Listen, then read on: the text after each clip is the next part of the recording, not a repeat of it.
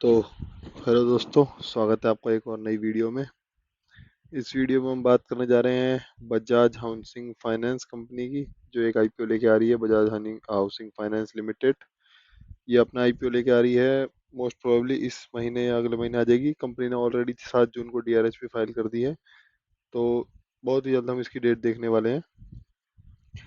तो अ, Bajaj Housing finance IPO के लिए हमको क्या तैयारी अभी से करनी है जो हम कर सकते हैं, और क्या रहने वाला है इसका मीन्स जो भी है, देखते हैं। तो ये बजाज हाउसिंग फाइनेंस की डीआरएचपी है। इसमें हम अगर देखें तो इसने बताया है कि बजाज हाउसिंग फाइनेंस के प्रमोटर, इसने अपना प्रमोटर का नाम बताया है यहाँ। The promoter of a company और बजाज फाइनेंस एंड बजाज फिनसर्व। ठीक है। तो सबसे इम्पोर्टेंट चीज जो इसके आईपीओ में रहने वाली है उसकी हम बात करते हैं। सबसे पहले नॉर्मल आईपीओ में हम देखते हैं 3 कैटेगरी होती है। ठीक है। एक होती है बिग एच एन आई, बिग एच एन आई, ठीक है।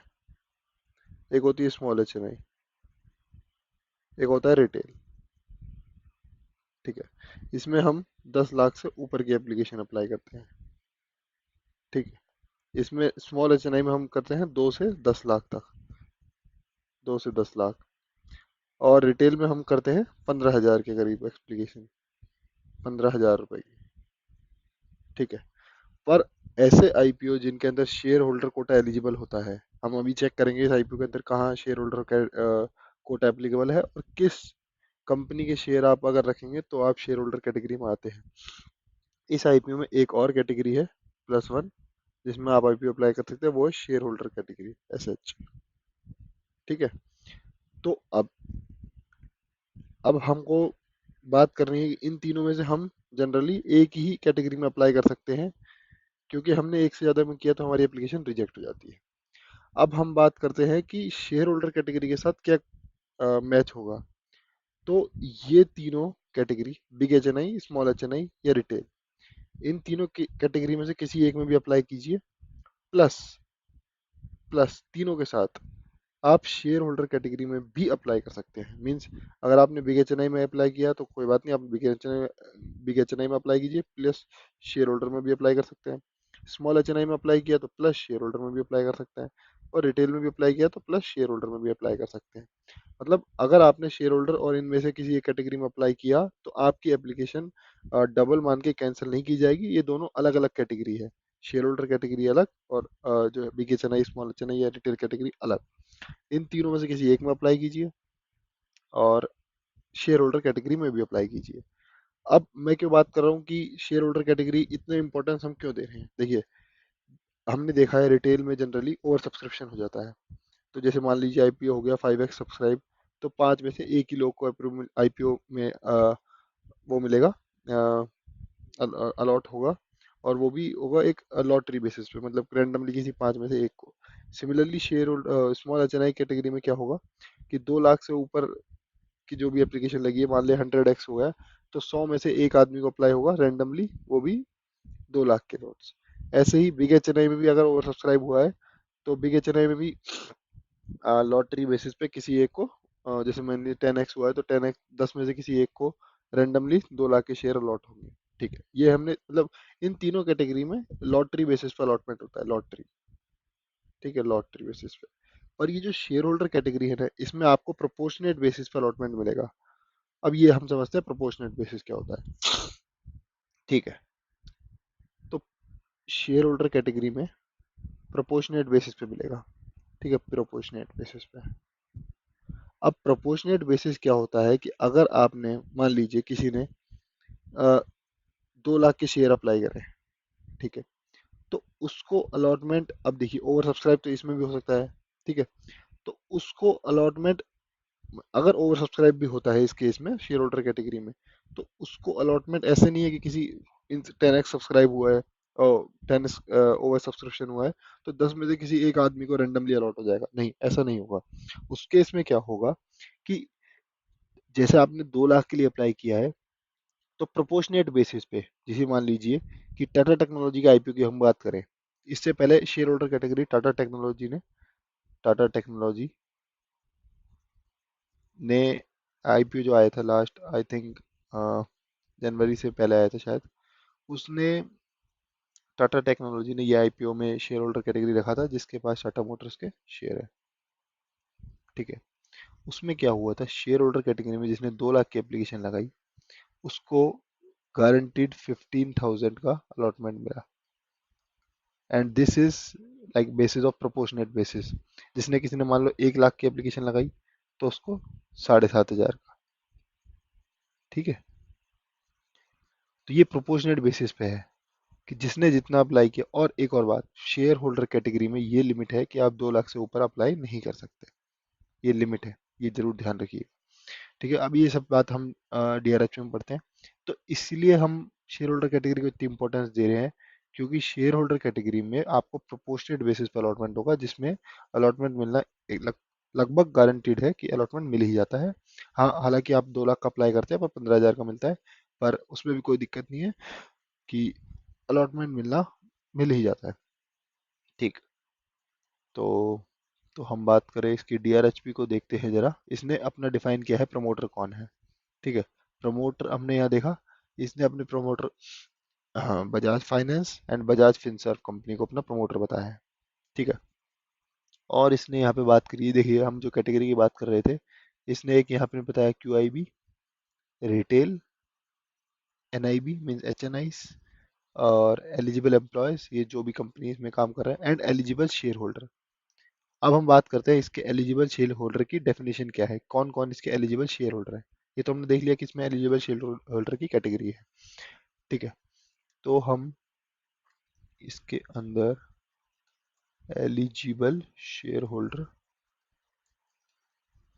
देखते हैं।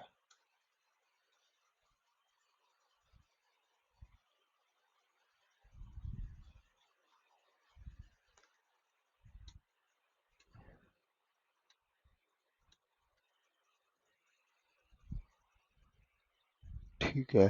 तो हम अगर बात करें इसमें एलिजिबल शेयर होल्डर की,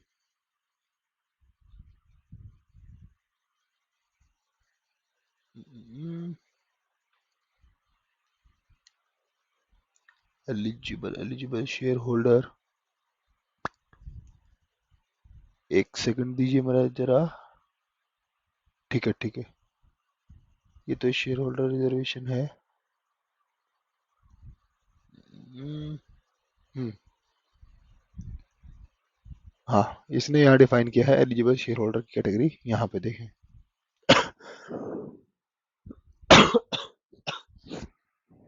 अपनी डीआरएचपी में, individuals and HUF who are public equity holder of a promoter. मतलब जो भी लोग ने इनके प्रमोटर के शेयर होल्डर हैं, इनके प्रमोटर है जो बजाज फाइनेंस एंड फिनसर्व। ठीक है। ये दोनों इनके प्रमोटर हैं। और इनने बताया है कि जो भी शेयर होल्डर, जो भी अ, इनके प्रमोटर के शेयर होल्डर है, वो सारे एलिजिबल शेयर होल्डर की कैटेगरी में आ जाएंगे। किसमें? बजाज हाउसिंग फाइनेंस के आईपीओ में। ठीक है। अब बात करें बजाज की, एक और कंपनी है बजाज ऑटो। ठीक है। उसके शेयर होल्डर इस कैटेगरी के लिए एलिजिबल शेयर होल्डर नहीं होंगे, क्योंकि इसने मेंशन नहीं किया। इसने मेंशन किया who are the public equity share holder of और प्रमोटर, एंड उसके प्रमोटर के बजाज फाइनेंस एंड बजाज फिनसर्व है, हमने भी ऊपर देखा था। ठीक है। तो आपको एलिजिबल शेयर होल्डर कैटेगरी में आने के लिए क्या करना पड़ेगा? आपको एक शेयर इन दोनों में से किसी भी कंपनी का, नहीं, दोनों में जरूरी नहीं है दोनों का लेना, किसी एक का, ऑप्शनल, एनी वन। ठीक है। किसी एक का अगर आप शेयर खरीदते हैं रिकॉर्ड डेट से पहले, record date in the sense buyback, अभी कंपनी थोड़े दिन बाद जब बायबैक की डेट्स वगैरह अनाउंस करेगी उससे पहले एक बताएगी कि एलिजिबल शेयर होल्डर के लिए एक रिकॉर्ड डेट होती है कि इस दिन से पहले। फॉर एग्जांपल अगर रिकॉर्ड डेट आती है 1 जुलाई, ठीक है, फॉर एग्जांपल ले रहे हैं, हमें कुछ नहीं पता इस समय क्या आने वाली है, 1 जुलाई से पहले जिसके पास भी बजाज फाइनेंस के या बजाज फिनसर्व के शेयर अपने डीमेट में होंगे वो एलिजिबल शेयर होल्डर माना जाएगा बजाज हाउसिंग फाइनेंस के आईपीओ में। ठीक है। तो अब आपको सिंपल से क्या करना है, आपको बजाज फाइनेंस या बजाज फिनसर्व का एक शेयर अभी पटक के अपने अभी अपने डीमेट में पकड़, मतलब खरीद के रख लेना है, क्योंकि हमें पता नहीं कब रिकॉर्ड डेट आने वाली है, बट आई थिंक बहुत ही जल्द आने वाली है। तो बजाज फाइनेंस या बजाज फिनसर्व का एक शेयर खरीद लीजिए, अपने डीमैट में रखिए उसे, जितने भी अकाउंट से आप अप्लाई करने वाले हैं आईपीओ। और उसके बाद आप शेयर होल्डर की कैटेगरी से भी अप्लाई कर सकते हैं। ठीक है, तो बजाज फाइनेंस का प्राइस करीब करीब चल रहा है 7,500 के करीब, और फिनसर्व का चल रहा है 1500। तो खामे का क्यों 7,500 रुपये खर्च करने, आप बजाज फिनसर्व 1500 1600 के करीब जो शेयर चल रहा है उसका एक एक शेयर अपने हर अकाउंट में खरीद लीजिए, जिससे आप आईपीओ अप्लाई करने वाले हैं। फिर जब आपको आईपीओ अप्लाई करना होगा तो आप क्या कीजिए, या तो आप बिग एच एन आई से अप्लाई कीजिए। ठीक है, बिग एच एन आई प्लस शेयर होल्डर। ठीक है, या फिर आप स्मॉल एच एन आई से अप्लाई कीजिए प्लस शेयर होल्डर। ठीक है, या फिर आप रिटेल से अप्लाई कीजिए प्लस शेयर होल्डर। ठीक है, आप इन तीनों को मिक्स मत कीजिए, इन तीनों को, ये तीनों तो सेपरेट जैसे नॉर्मल रहता है ऐसे रहने दीजिए, प्लस शेयर होल्डर तीनों कैटेगरी में जोड़ दीजिए अप्लाई करते वक्त, और एक शेयर लेके रख लीजिए इन दोनों में से किसी का रिकॉर्ड डेट से। तो होगा क्या, जैसे big H N I small H N I या रिटेल में आपको लॉटरी से अलॉटमेंट होगा, अगर आपका किस्मत में होगा तो मिल जाएगा, वरना नहीं मिलेगा। पर शेयर होल्डर कैटेगरी में जब आप 2 लाख तक अप्लाई करोगे ना, देखिए एक और चीज लिखा है कि शेयर होल्डर कैटेगरी में 2 लाख से ऊपर के एप्लीकेशन अब मीन्स यहाँ पे शायद एलिजिबल एम्प्लॉय का सेम टू सेम ऐसा ही है कि शेयर होल्डर कैटेगरी का जो शेल नॉट एक्सीड 2 लाख। ठीक है, तो शेयर होल्डर में आप 2 लाख तक अप्लाई कीजिए इन तीनों कैटेगरी के साथ, इसमें से आपको गारंटेड प्रोपोर्शनेट बेसिस पर अलॉटमेंट होना पक्का है। ठीक है, तो ये आपको हो जाएंगे मैक्सिमम चांसेस ऑफ अलॉटमेंट, अगर आप ये वाला तरीका फॉलो करने जा रहे हैं। और ये शायद 6,000 या 7,000 करोड़ का आईपीओ, बहुत बड़ा आईपीओ है, बहुत बढ़िया पैसा बना के देने जाने वाला है। ऑन द फ्रंट फेस पे ऐसा लग रहा है कि बहुत अच्छा पैसा बनाने वाला है ये आईपीओ, क्योंकि काफी काफी बड़ा आईपीओ है। 7,000 करोड़ का आईपीओ है, जिसमें से 3,000 करोड़ का ओएफएस है और 4,000 करोड़ के लिए फ्रेश इशू है।